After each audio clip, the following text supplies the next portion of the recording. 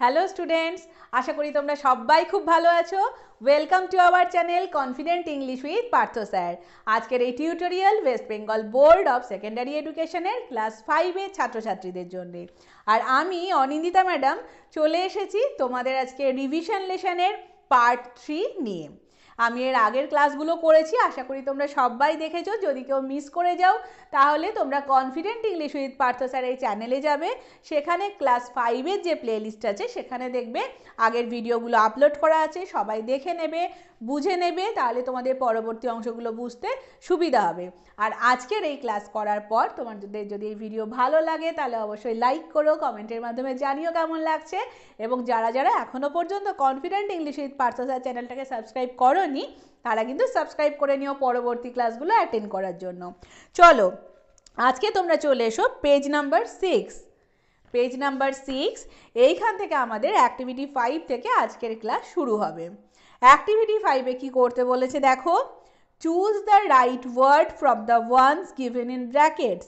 এখানে বন্ধনীর মধ্যে ব্র্যাকেটের মধ্যে যে ওয়ার্ডসগুলো আছে তার মধ্যে থেকে যেটা সঠিক হবে সেটা আমাদেরকে চুজ করতে হবে। তাহলে কি আছে চলো দেখে নিই। Last week my sister and I, ব্র্যাকেটে কি কি আছে, go, goes and went to the village fair. Right answer কি হবে, ওয়েন্ট। লাস্ট উইক মানে এখানে পাস্ট টেন্স, গত সপ্তাহে, মানে পাস্ট টেন্স বোঝাচ্ছে। তো পাস্ট টেন্স মানে অতীতকাল হলে কি হবে, ভার্বের কোন ফর্ম আমরা ইউজ করব, পাস্ট ফর্ম ইউজ করব। তো সেই জন্য আমরা গো বা গোজ ব্যবহার করব না, আমরা ওয়েন্ট হবে আমাদের রাইট অপশন। তাহলে আমরা কি করব, last week my sister and I went to the village fair.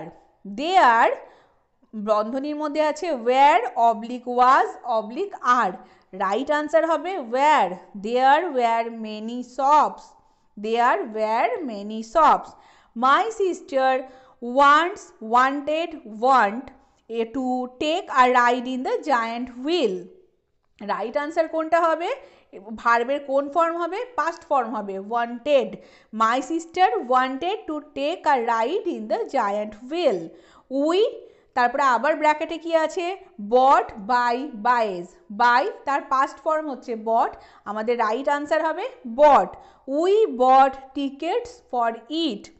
We ব্র্যাকেটের মধ্যে আছে enjoy, enjoys, enjoyed, right answer হবে এনজয়েড। এনজয় তার পাস্ট ফর্ম হচ্ছে এনজয়েড।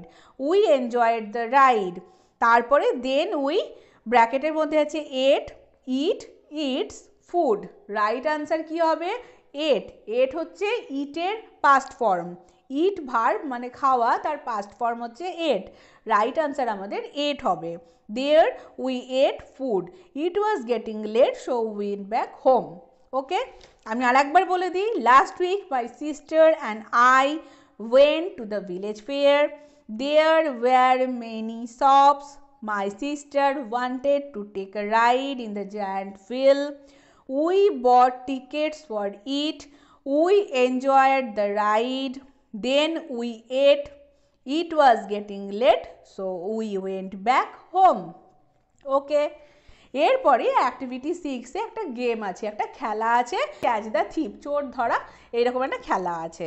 এরপরে চলে এসো তোমরা অ্যাক্টিভিটি 7-এ। অ্যাক্টিভিটি 7-এ কি বলেছে, হু অ্যাম আই, আমি কে। আমি যে কাজ করি তার বর্ণনা দেওয়া হবে এবং আমাদেরকে সে হু অ্যাম আই, আমি কে, উনি কে, সেটা আমাদেরকে আনসার করতে হবে। দেখো নাম্বার এতে কি বলেছে, I deliver letters and parcels to your houses.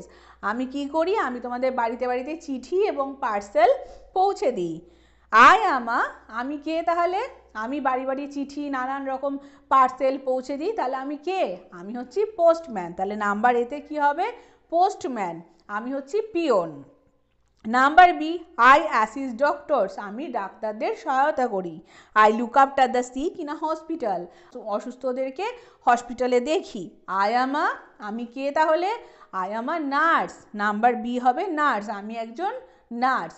এরপরে number C, I drive buses and taxis, আমি বাস চালাই এবং ট্যাক্সি চালাই। I can also drive trucks, আমি ট্রাকও চালাতে পারি। আই এম এ, তাহলে যারা বাস চালায়, লরি চালায়, ট্যাক্সি চালায় তাদেরকে আমরা কি বলি, ড্রাইভার, তাহলে I M A driver. Number D, I work in the fields all day, আমি সারা দিন মাঠে কাজ করি।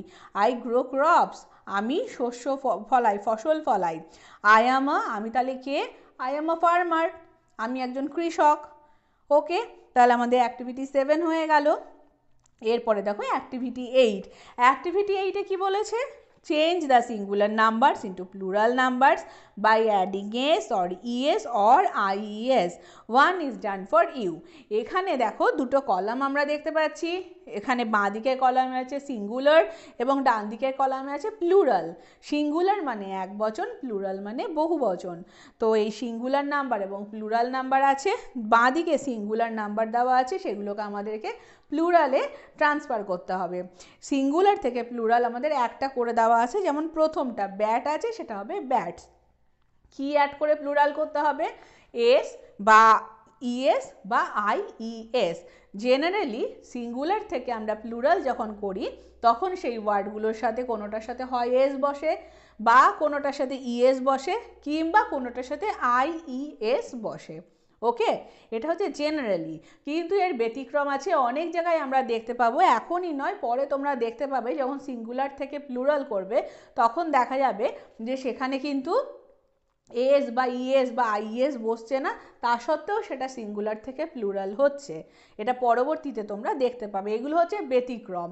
তবে জেনারেলি সিঙ্গুলার থেকে প্লুরাল করার নিয়ম হচ্ছে, যে ওয়ার্ডগুলো থেকে সিঙ্গুলার ফর্ম আছে যে ওয়ার্ডগুলো, সেগুলোর সাথে হয় এস বসে ওয়ার্ডের শেষে, কিংবা ইএস বসে, কিংবা আইইএস বসে। ওয়াই থাকলে ওয়াইটা আই হয়ে যায় এবং তারপরে ইএস বসে। এই রকম দেখো আমরা তাহলে কি কি হবে একটু দেখে নিই। প্রথমে আছে ব্যাট, সেখান থেকে হচ্ছে ব্যাটস। চলো আমি এটা বোর্ডে লিখে দিই, তাহলে তোমাদের সুবিধা হবে।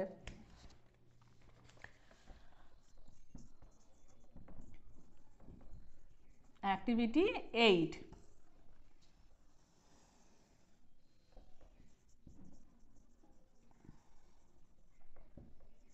এটা হচ্ছে সিঙ্গুলার, এটা হচ্ছে প্লুরাল। প্রথমে আছে ব্যাট, হবে ব্যাটস, এটা করে দেওয়া আছে। বুক হয়ে যাবে বুকস। তারপরে আছে বল, বলস। বাস, এইটা হয়ে যাবে বাসেস। দেখো এখানে ইএস যোগ হলো, বাস বাসেস। তারপরে আছে অ্যাস, এখানেও হবে অ্যাসেস। মসকুইটো,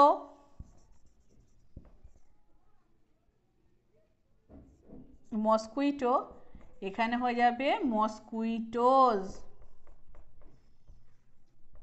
মসকুইটোজ। তারপরে আছে বাটারফ্লাই, এখানে হবে বাটারফ্লাইজ, আইইএস, আইইএস। তারপরে আছে বাফালো, এখানে হবে বাফালোজ, এলওইএস। তারপরে আছে ডঙ্কি, ডঙ্কি হবে ডঙ্কিজ। ওকে, তাহলে দেখো প্রথমে আছে ব্যাট, সেটা হবে ব্যাটস। বুক books, ball balls, bus buses, ass asses, mosquito mosquitoes, butterfly butterflies, buffalo buffaloes, আর ডঙ্কি ডঙ্কিজ। ওকে, এরপরে অ্যাক্টিভিটি 9। অ্যাক্টিভিটি 9-এ কি বলছে দেখো। অ্যাক্টিভিটি 9-এ বলেছে put a tick mark to choose the right answer, one is done for you. এর মধ্যে যেটা সঠিক হবে তাদের মাথায় আমাদেরকে কি করতে হবে, তার মাথায় টিক চিহ্ন দিতে হবে, রাইট চিহ্ন দিতে হবে। নাম্বারেতে কি আছে দেখো, আই ব্র্যাকেটে আছে অ্যাম বা ইজ রিডিং আ বুক। আয়ের পরে কি বসবে? আয়ের পরে সব সময় তোমরা মনে রাখবে, আয়ের পরে অলওয়েজ অ্যাম বসবে। আয়ের পরে কিন্তু অন্য কিচ্ছু আর বসবে না প্রেজেন্ট টেন্সের ক্ষেত্রে। অ্যাম শুধুমাত্র আয়ের পরে বসে, অ্যাম আর কোথাও বসবে না, এটা একটু মনে রেখো তোমরা। তাহলে এখানে প্রথমেই আছে আই, তাহলে কি হবে, আই অ্যাম রিডিং আ বুক। তারপরে নাম্বার বিতে কি আছে, my sister. My sister dash এই অ্যাম অবলিক ইজ প্লেয়িং, তাহলে মাই সিস্টার কী হবে, অ্যাম হবে না আমরা জানি, তাহলে ইজ হবে is playing. Number C, my parents is oblique are working in the field. My parents plural number, সেই জন্য আমাদের ইজ হবে না, এখানে আর বসবে। My parents are working in the field. Number C হবে my parents are working in the field. Number D, our teacher ব্র্যাকেটে কি আছে, is oblique are writing on the blackboard. এখানে রাইট আনসার কি হবে, ইজ হবে। Our teacher is writing on the blackboard. Number E, you is oblique are swimming. You যদিও singular number, তা সত্ত্বেও ইউ এর পরে কিন্তু প্রেজেন্ট কন্টিনিউয়াসে সবসময় আর বসবে। আমরা কি জানি যে সিঙ্গুলার নাম্বারের ক্ষেত্রে প্রেজেন্ট কন্টিনিউয়াসে ইজ বসে এবং প্লুরালের ক্ষেত্রে আর বসে, কিন্তু ইউ মানে হচ্ছে তুমি, তুমি হচ্ছে একজন সিঙ্গুলার নাম্বার, কিন্তু তা সত্ত্বেও ইউ এর পরে সবসময় প্রেজেন্ট কন্টিনিউয়াসের ক্ষেত্রে আর বসবে। তাহলে তোমরা দুটো জিনিস মাথায় রাখবে এখান থেকে, একটা হচ্ছে যে অ্যাম কোথায় বসবে, অ্যাম সবসময় আয়ের পরে বসবে, প্রেজেন্ট কন্টিনিউয়াসে অ্যাম কোথায় বসবে, আয়ের পরে বসবে, এবং ইউ যদিও সিঙ্গুলার নাম্বার তা সত্ত্বেও ইউ এর পরে সবসময় আর বসবে। আর অন্য সব জায়গায় সিঙ্গুলারের ক্ষেত্রে ইজ বসবে প্রেজেন্ট কন্টিনিউয়াসে এবং প্লুরালের ক্ষেত্রে আর বসবে। ওকে, এরপরে পরের পেজে চলে এসো। অ্যাক্টিভিটি 10। অ্যাক্টিভিটি 10-এ কি বলেছে দেখো, rearrange the words and make meaningful sentences. এখানে কিছু ওয়ার্ড হ্যাপাজার্ডভাবে আছে, সেগুলোকে আমাদের সুন্দর করে সাজিয়ে অর্থপূর্ণ বাক্য লিখতে হবে। তো প্রথমে আমাদের এক্সাম্পল একটা দিয়েছে, দেখো কি বলেছে, school, study, in, I, primary, a. এই ওয়ার্ডগুলো এলোমেলোভাবে আছে, এতে কিন্তু একটা বাক্য তৈরি হচ্ছে না। বাক্য তৈরি হতে গেলে কি করতে হবে, শব্দগুলোকে পরপর এমনভাবে বসাতে হবে যাতে একটা অর্থ তৈরি হয়, তবেই কিন্তু সেটা একটা যথার্থ বাক্য হবে। তো এখানে কি করেছে দেখো, কি লিখেছে, I study in a primary school, তাহলে এই নিচেরটা কিন্তু একটা বাক্য। এরপরে দেখো নাম্বার এতে কি আছে, school close my two my house is, কি হবে, my school is close to my house, my school is close to my house. চলো এগুলো আমরা বোর্ডে করি। অ্যাক্টিভিটি 10 নাম্বার এ কি হবে,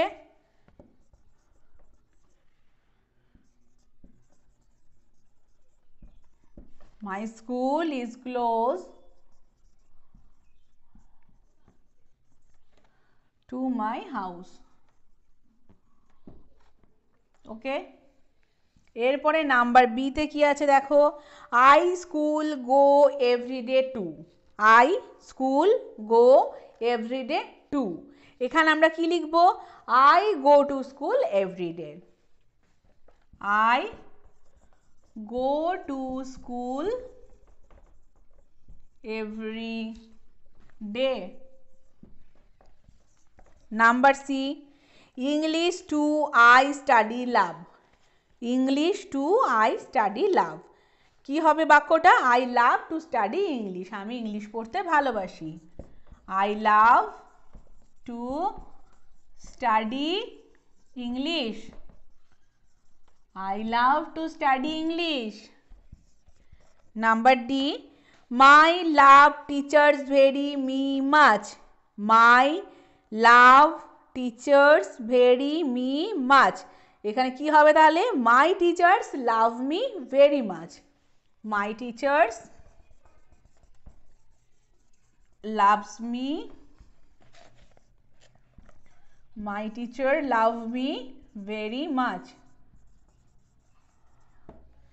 এরপরে number E, I student want to good be a, I student want to good be a. কি হবে, I want to be a good student, I want